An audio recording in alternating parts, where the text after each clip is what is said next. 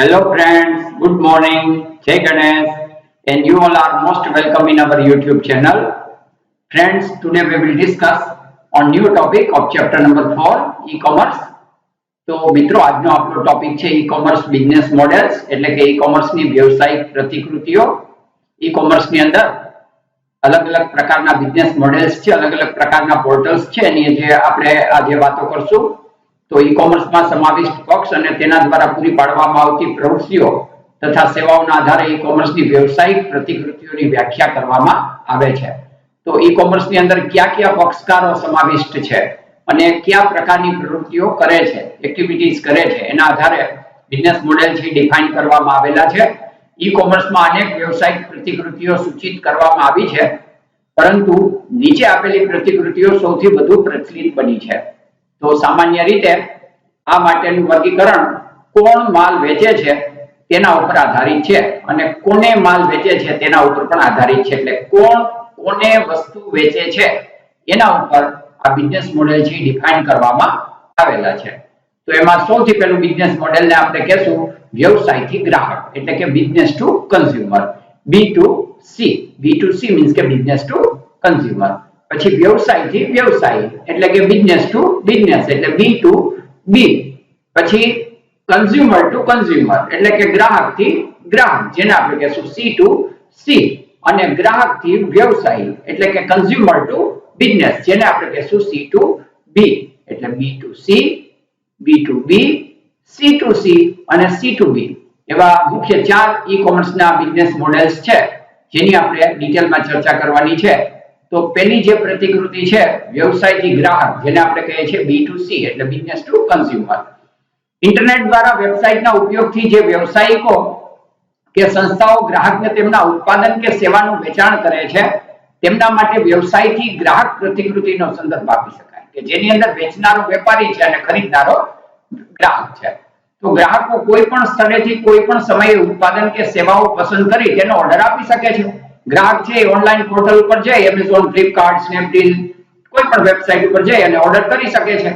વેચનાર પોતાના ઉત્પાદનનું વેચાણ મધ્યસ્થી વિના સીધું જ ખરીદદારને કરી શકે છે. એટલે કે વેચનારો છે કોઈ વચેટિયા વગર, ઇન્ટરમીડિયેટર વગર ડાયરેક્ટ ખરીદદારને વેચાણ કરી શકે છે.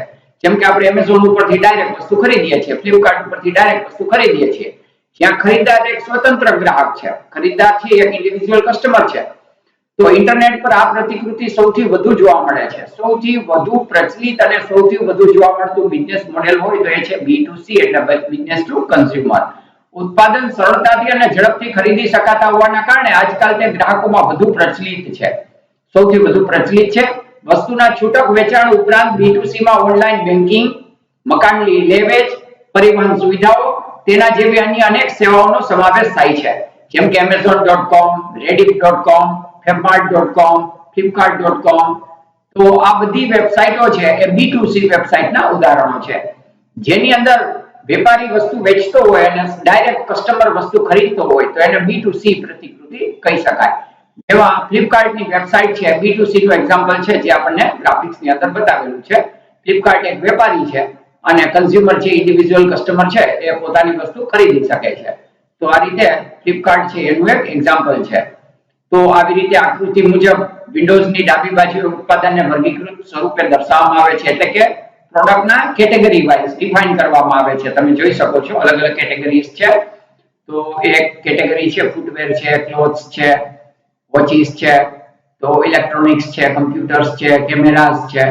તો એ જે કેટેગરીઝ છે એ વાઇઝ એને ડિવાઇડ કરવામાં આવે છે અને આપણી ઈચ્છા મુજબનો આપણે વર્ગ એટલે કેટેગરી પસંદ કરી શકીએ. જેમ કે આમાંથી કોઈ ઈ બુક ને પસંદ કરે છે, નીચે આપણને આપેલું છે ઈ બુક કેટેગરી, તો બુક્સ નું જે કેટેગરી છે એ આપણે જોઈ શકશું. જેમાં popular books of Flipkart e book store જે આપણે બતાવવામાં આવેલી છે. અલગ અલગ બુક્સ છે એમાંથી what young India wants written by Chetan Bhagat, price છે 71 રૂપીસ, 3 સ્ટાર નું રેટિંગ છે, લેંગ્વેજ ઇંગ્લિશ છે.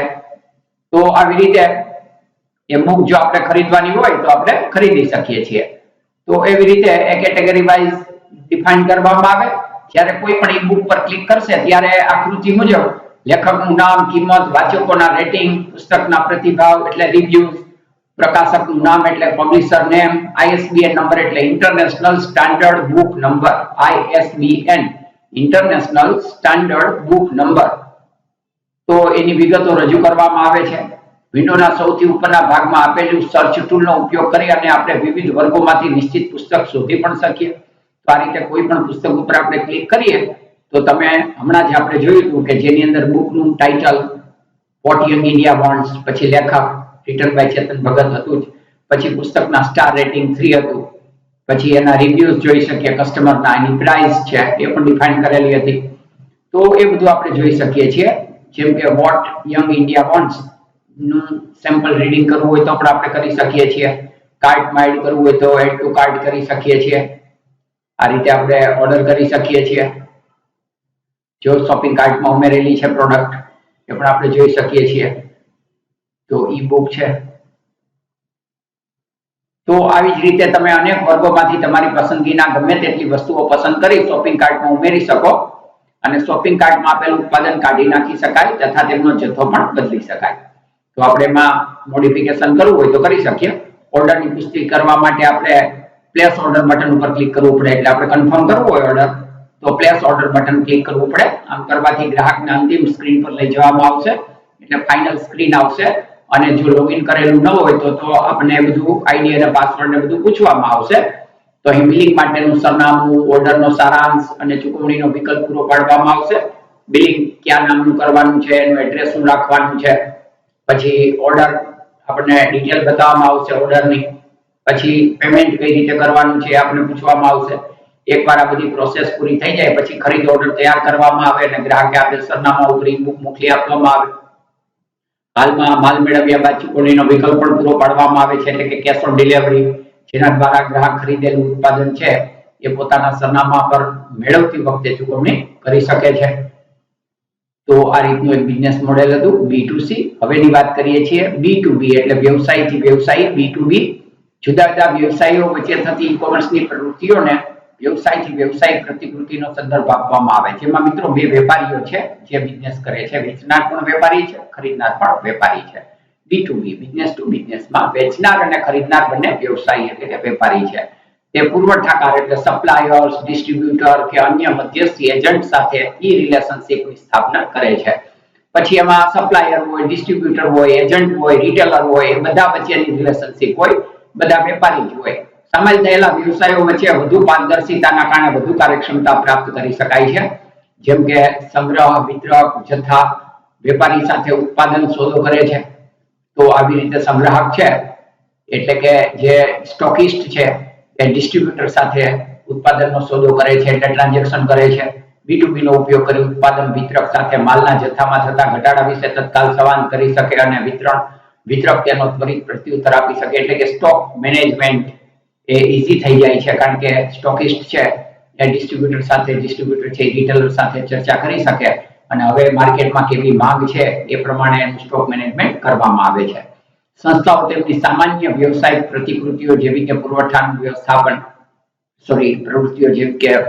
વ્યવસ્થાપન, માલના જથ્થાની યાદીનું વ્યવસ્થાપન, ચૂકવણીનું વ્યવસ્થાપન વગેરેની કાર્યક્ષમતામાં B2B ની મદદથી વધારો થાય છે. તો પુરવઠા મેનેજમેન્ટ છે એ ખાસ કરીને સ્ટોક મેનેજમેન્ટ છે જેને આપણે કહીએ છીએ એ ઈઝી થઈ જાય છે અને ચૂકવણી પેમેન્ટ માટેની વ્યવસ્થા પણ ઈઝી બને છે.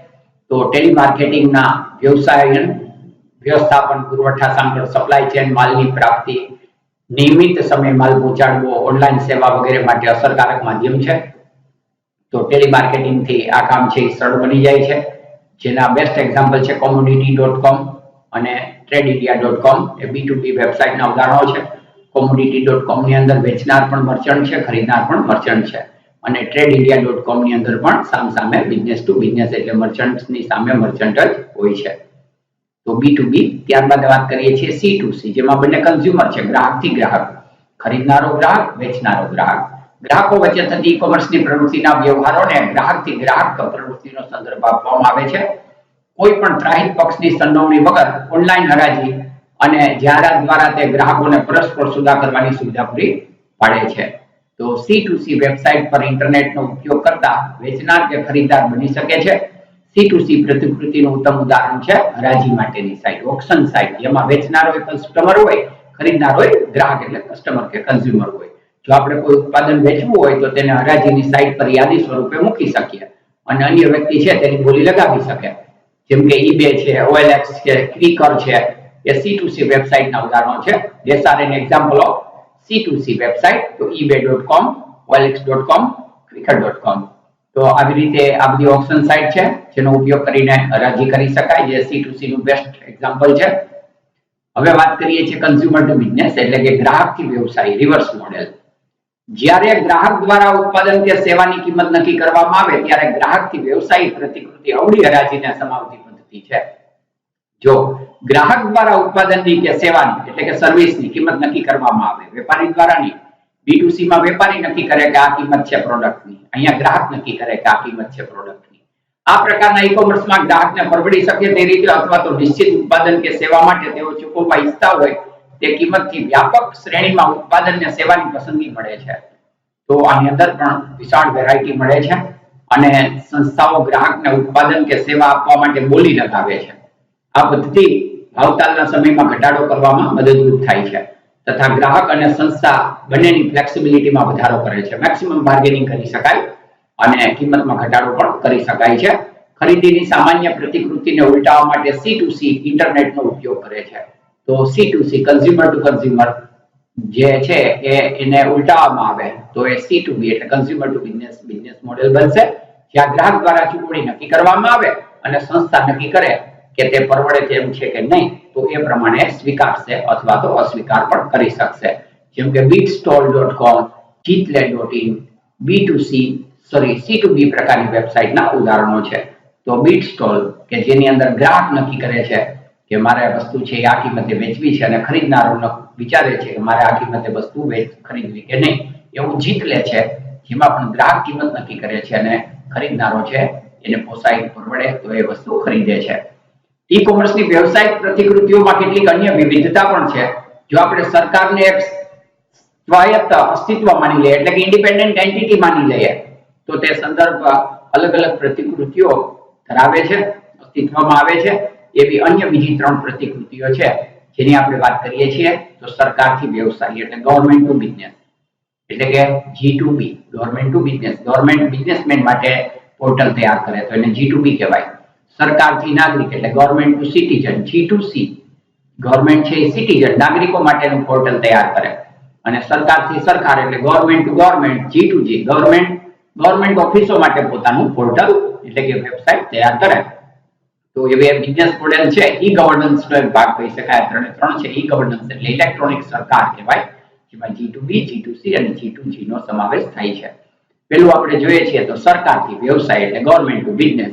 તો સરકારી વેબસાઇટના વિશાળ નેટવર્કનો ઉપયોગ કરી સરકાર દ્વારા વ્યવસાયિક સંસ્થાઓને પૂરી પાડવામાં આવતી સેવાઓ અને માહિતીને સરકારથી વ્યવસાય એટલે કે G2B નો સંદર્ભ આપી શકાય. જેમાં સરકાર એક વેબસાઇટ છે એ વેપારીઓ માટે તૈયાર કરે છે અને સેવા પૂરી પાડે છે. વ્યવસાયી આ વેબસાઇટ પરથી સંસ્થાઓને સંબંધિત માહિતી જેવી કે વ્યવસાયની નીતિ, વ્યવસાય શરૂ કરવાની મંજૂરી, એનું સેટઅપ, એની જરૂરિયાતો, અન્ય વિવરણો વગેરે મેળવી શકે છે. તો કોઈ પણ વ્યક્તિએ પોતાનો બિઝનેસ શરૂ કરવો હોય તો એના માટે એ પ્રપોઝલ મૂકી શકે છે અને એપ્રુવલ મળે તો એ બિઝનેસ કરી શકે છે. એના માટેના રૂલ્સ રેગ્યુલેશન્સ છે, નિયમો છે, મંજૂરી મેળવવી પડે છે. એ બધું આપણે G2B વેબસાઇટમાં કરી શકીએ. અહીં સરકારી કાર્યાલયને લગતા વિવિધ ફોર્મ ભરીને રજૂ કરી શકાય છે. ઉદાહરણ તરીકે ભારત સરકારની કરવેરા વિભાગની એટલે ઇન્કમ ટેક્સની જે વેબસાઇટ છે www.incometaxindia.gov.in.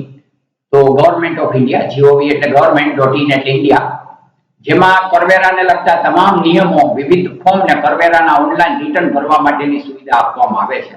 આ વ્યવસાયિક પ્રતિકૃતિ ઈ ગવર્નન્સની એક પહેલ છે. સરકારે લોકોને ઓફિસોએ ધક્કા ન ખાવા પડે, એનો ટાઈમ ન બગડે એટલા માટે ગવર્નમેન્ટ એવા પોર્ટલ તૈયાર કરે છે જેમાં બિઝનેસ રિલેટેડ એક્ટિવિટીઝ છે બધી પ્રપોઝલ, એપ્રુવલ બધું મેળવી શકાય છે. તો એના માટેનું બેસ્ટ એક્ઝામ્પલ છે www.incometaxindia.government.in એટલે કે ઇન્ડિયા ની આ પોર્ટલ છે જેમાં આપણે ટેક્સને લગતી માહિતી મેળવી શકીએ છીએ, એના નિયમો વાંચી શકીએ છીએ, કયું ફોર્મ ભરવું પડશે, કેટલું રિટર્ન ભરવાનું થશે, એનું કેલ્ક્યુલેશન પણ કરી શકાય છે અને ટેક્સ આસિસ્ટન્ટ પણ એમાં હોય છે. તો આવી વ્યવસાયિક પ્રતિકૃતિ એ ઈ ગવર્નન્સનો એક ભાગ એટલે ઇલેક્ટ્રોનિક સરકાર છે. હવે સરકારથી નાગરિક, ગવર્નમેન્ટ ટુ સિટીઝન. સરકારે વેબસાઇટ બનાવી બિઝનેસમેન માટે એટલે G2B. હવે સરકાર વેબસાઇટ બનાવે સિટીઝન માટે તો G2C. સરકારથી નાગરિક એટલે G2C માં પણ ઈ-ગવર્નન્સનો એક ભાગ છે. આપણે ઇલેક્ટ્રોનિક સરકાર છે.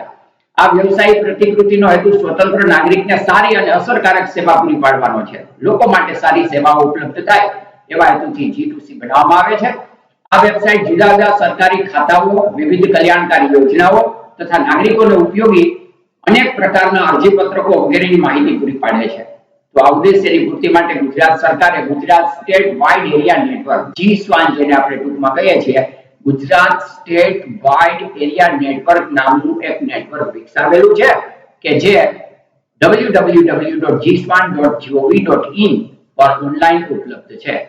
તો GSWAN છે એ એવું નેટવર્ક છે કે જે નાગરિકો માટેની સેવા ઉપલબ્ધ કરાવે છે, જેમાં સરકારની વિવિધ પ્રકારની વેલફેર સ્કીમ છે એટલે કે કલ્યાણકારી યોજનાઓ છે એની માહિતી હોય છે અને લોકો એનો લાભ લઈ શકે છે. નીચે તમે જોશો તો એ GSWAN નું હોમ પેજ પણ દર્શાવેલું છે, Gujarat state wide area network, જેમાં વિવિધ વિભાગો છે સરકારના એમાં દર્શાવેલા છે અને એમાંથી આપણે અલગ અલગ વિભાગની માહિતી, સરકારી ખાતાની માહિતી મેળવી શકીએ છીએ. લાસ્ટ મોડેલ છે ગવર્નમેન્ટ ટુ ગવર્નમેન્ટ એટલે કે સરકારથી સરકાર. તો એ સરકારી સંસ્થા, એજન્સી કે વિભાગ અન્ય સરકારી સંસ્થા, એજન્સી કે વિભાગ સાથે વાણિજ્ય રહિત એટલે નોન કોમર્શિયલ સંદેશા વ્યવહાર કરે તો તેને સરકારથી સરકાર એટલે G2G તરીકે બિઝનેસ મોડેલ ઓળખી શકાય. અહીંયા કોઈ પ્રકારનો નફો કમાવાનો કે પૈસા કમાવાનો હેતુ નથી. એકબીજાને મદદરૂપ થવા માટે સરકારી સંસ્થા કે એજન્સી કે કોઈ વિભાગ અન્ય કોઈ સરકારી સંસ્થા, એજન્સી કે કોઈ વિભાગને મદદરૂપ થવા માટે આઈટી ખર્ચાઓ ઘટાડવા માટે નોન કોમર્શિયલ ટ્રાન્ઝેક્શન કરે છે. તો એને આપણે G2G કહેશું. આઈટી ખર્ચને ઘટાડવા, પ્રક્રિયાઓને સુનિયોજિત બનાવવા અને કાર્યાલયને વધુ અસરકારક બનાવવા માહિતીનું વિવરણ મદદરૂપ બને છે. તો ઇન્ફોર્મેશન ટેકનોલોજીના ખર્ચાઓ પણ ઘટી જાય અને સાથે સાથે પ્રક્રિયાઓ સરળ બનતી જાય, સુનિયોજિત બનતી જાય અને અસરકારક પણ બનતી જાય છે. તો ઉપર વિવેચિત તમામ ઈ-કોમર્સ પ્રતિકૃતિમાં B2C અને B2B સૌથી વધુ પ્રચલિત છે. સૌથી વધુ પ્રચલિત તો B2C છે, પણ B2B પણ વિપુલ પ્રમાણમાં ઉપયોગમાં લેવામાં આવતી પ્રતિકૃતિઓ છે. તમને ક્વેશ્ચન પૂછાય કે તમામ બિઝનેસ મોડેલમાં સૌથી વધુ વિપુલ પ્રમાણમાં ઉપયોગમાં લેવાતી પ્રતિકૃતિઓ કઈ છે? તો B2C અને B2B. અને સૌથી વધુ બિઝનેસ મોડેલમાં શ્રેષ્ઠ અને પ્રચલિત મોડેલ કયું છે? તો B2C. આ બંને પ્રતિકૃતિમાં મુખ્ય તફાવત ગ્રાહકનો છે. B2B પ્રતિકૃતિમાં ગ્રાહક એક સંસ્થા છે અને B2C પ્રતિકૃતિમાં ગ્રાહક એક સ્વતંત્ર વ્યક્તિ એટલે કે ગ્રાહક છે. તો B2C અને B2B આમ બધું સરખું છે, પણ એક ગ્રાહકનો તફાવત છે. કારણ કે B2B માં ગ્રાહક છે વેપારી હોય છે અને B2C માં ગ્રાહક એક સ્વતંત્ર ગ્રાહક હોય છે. તો આ રીતે મિત્રો આ ચેપ્ટર આપણું અહીંયા પૂરું થાય છે. That's all. Have a nice day. મિત્રો હવે આપણે એક્સરસાઇઝ જોઈએ. બધા MCQs છે એ ટિક કરી લઈએ આ ચેપ્ટરના. તો સૌથી પહેલા છે નીચેનામાંથી પુસ્તકોની ઓનલાઈન દુકાનનું ઉદાહરણ કયું છે? તો એમેઝોન એ ઓનલાઈન પુસ્તકોની દુકાનનું બેસ્ટ એક્ઝામ્પલ છે, એ એમેઝોન. પછી ઇન્ટરનેટ ઉપર ડિજિટલ સ્વરૂપે ઉપલબ્ધ વર્તમાનપત્રને શું કહે છે? તો ઈ-ન્યૂઝપેપર એટલે કે ડિજિટલ સ્વરૂપે ઉપલબ્ધ વર્તમાનપત્ર. પછી કઈ પ્રક્રિયા દ્વારા ગ્રાહકને ઉત્પાદનની કિંમત માટે બોલી લગાવી ખરીદી કે વેચાણની સુવિધા પૂરી પાડવામાં આવે છે? તો એના માટેનો બેસ્ટ ઓપ્શન છે હરાજી, ઓક્શન જેને આપણે કહીએ છીએ. તો એ ઓક્શન માટે બી હરાજી. ઇન્ટરનેટ પર કરવામાં આવતા બેંકના વ્યવહારોને નીચેનામાંથી કઈ પ્રક્રિયા તરીકે ઓળખવામાં આવે છે? Net banking. જે બેન્કિંગના વ્યવહારો છે એને આપણે નેટ બેન્કિંગ કહેશું. પછી પાંચમું છે નીચેનામાંથી કઈ વિશેષતા પરંપરાગત વ્યવસાયની નથી? જેમ કે પરંપરાગત એટલે ટ્રેડિશનલ ઓફલાઈન બિઝનેસ. નિશ્ચિત સમયગાળા માટે અથવા તો વ્યવસાયના કલાકોમાં જ પ્રક્રિયા કરવામાં આવે છે, જે પરંપરાગત વ્યવસાયની છે. વ્યવસાયની લાક્ષણિકતા છે, વિશેષતાઓ છે. તો ઈ-કોમર્સમાં નીચેનાથી કઈ વિશેષતા જોવા મળે છે? તો ઈ-કોમર્સની અંદર ઉત્પાદનની જાહેરાત ઇન્ટરનેટ દ્વારા કરવામાં આવે છે, જે ઓનલાઈન બિઝનેસની અંદર થતી હોય છે. ઈ-કોમર્સ દ્વારા નીચેનાથી કયો ફાયદો થતો નથી? તો કે સુરક્ષાનો. એનો ગેરફાયદો છે. ઈ-કોમર્સની અંદર સુરક્ષાનો પ્રશ્ન છે એટલે એ ફાયદો થતો નથી. ઈ-કોમર્સનો ગેરફાયદો કયો છે? તો કે ગોપનીયતા. એ પણ એનો એક ગેરફાયદો છે, કારણ કે ગોપનીયતા એક મુખ્ય મુદ્દો પ્રશ્ન છે. ઉત્પાદન કે સેવા પૂરી પાડતા વ્યવસાયિકો કે સંસ્થાઓ ઇન્ટરનેટની વેબસાઇટ પર કઈ વ્યવસાયિક પ્રતિકૃતિનો ઉપયોગ કરે છે. ઉત્પાદન કે સેવા પૂરી પાડતા વ્યવસાયિકો એટલે કે બિઝનેસ, અને સેવા પૂરી પાડે એટલે B2C. તો B2C એનું બેસ્ટ એક્ઝામ્પલ છે બિઝનેસ ટુ કન્ઝ્યુમર, વ્યવસાયથી ગ્રાહક. જુદા જુદા વ્યવસાયી ભાગીદારો વચ્ચે કરવામાં આવતી પ્રવૃત્તિઓને ઈ-કોમર્સની કઈ પ્રતિકૃતિ કહેવાય? તો કે C2C સોરી B2B, વ્યવસાયીઓ વચ્ચેની, બે વ્યવસાયકાર વચ્ચેની પ્રતિકૃતિ એટલે બિઝનેસ ટુ બિઝનેસ, B2B. નીચેનામાંથી કયું ઉદાહરણ C2C પ્રતિકૃતિનું છે? તો કે હરાજી માટેની સાઇટ, ઓક્શન સાઇટ એ C2C પ્રતિકૃતિનું એક્ઝામ્પલ કહી શકાય. OLX, ક્વિકર, eBay ના બેસ્ટ એક્ઝામ્પલ છે. ગ્રાહકો વચ્ચે કરવામાં આવ્યા હોય તેવા વ્યવહારોને સમાવતી પ્રવૃત્તિને ઈ-કોમર્સની કઈ વ્યવસાયિક પ્રતિકૃતિ કહે છે? તો કે ગ્રાહક થી ગ્રાહક, જેમાં બંને ગ્રાહકો હોય છે એટલે કન્ઝ્યુમર ટુ કન્ઝ્યુમર, C2C. નીચેનામાંથીને કઈ ઈ-કોમર્સ પ્રતિકૃતિમાં અવળી હરાજીનો સમાવેશ કરવામાં આવે છે કે જેમાં ગ્રાહક દ્વારા ઉત્પાદન કે સેવાની કિંમત નક્કી કરવામાં આવે? તો C2B એટલે કે કન્ઝ્યુમર ટુ બિઝનેસ, વ્યવસાયથી ગ્રાહક, જેમાં ગ્રાહક નક્કી કરે અને વ્યવસાયને પોસાય તે વસ્તુ ખરીદે. નીચેનામાંથીને કઈ ઈ-કોમર્સની પ્રતિકૃતિ ઈ-ગવર્નન્સનો એક ભાગ છે? તો મિત્રો જેમાં G આવશે, ગવર્નન્સ, ગવર્નમેન્ટ, એ બધી ઈ-ગવર્નન્સ જ કહેવાય. પણ અહીંયા આપણી પાસે એક જ બિઝનેસ મોડેલ છે G2B એટલે ગવર્નમેન્ટ ટુ બિઝનેસ. એવી જ રીતે G2C પણ ઈ-ગવર્નન્સનો જ એક ભાગ કહી શકાય. પણ અહીંયા આવશે સરકારથી વ્યવસાયી એટલે કે G2BD. નીચેનામાંથી કઈ ઈ-કોમર્સ પ્રતિકૃતિ દ્વારા એક સરકારી એજન્સી, સંસ્થા કે વિભાગ અન્ય સરકારી એજન્સી, સંસ્થા કે વિભાગ સાથે વાણિજ્ય રહિત વ્યવહાર કરે છે? તો C સરકારથી નાગરિક એટલે ગવર્નમેન્ટ ટુ ગવર્નમેન્ટ, જેને આપણે કહીએ છીએ એ એના માટેની પ્રતિકૃતિ છે. સરકાર વ્યવસાયો સાથે, ગવર્નમેન્ટ સાથે એક નોન કોમર્શિયલ ટ્રાન્ઝેક્શન માટેની વેબસાઇટ તૈયાર કરે છે. તો આ હતા આપણા બધા MCQ.